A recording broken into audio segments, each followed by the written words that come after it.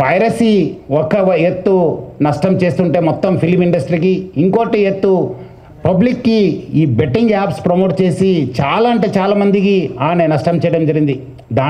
దానివల్ల చాలామంది చనిపోవడం జరిగింది, చాలామంది సూసైడ్ చేసుకున్నారు. చాలా పేరెంట్స్కి, చాలా ఫ్యామిలీ మెంబర్స్ కూడా ఈరోజు చాలా నష్టం కావడం జరిగింది.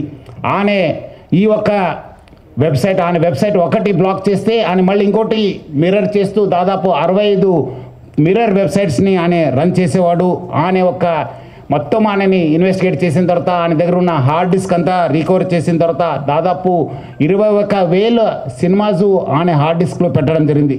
మొత్తము పాత ఫిలిమ్స్ అయిన గాడ్ ఫాదర్ మీ అందరు కూడా తెలుసు, చారిత్రాత్మక ఐతిహాసిక ఫిలిం అయిన గాడ్ ఫాదర్, అంటే 1972లో ప్రొడ్యూస్ అయిన ఆ మూవీ నుంచి మొన్న వచ్చిన ఓజీ మూవీ దాకా కూడా ఆయన దగ్గర ఈ ఒక్క హార్డ్ డిస్క్లో ఉండడము మనము చూశాను. మొత్తము బాలీవుడ్, టాలీవుడ్ అందరు కూడా ఈయన చాలా మూవీస్ ఆయన దగ్గర ఉండి చాలా నష్టం జరుగుతుంది.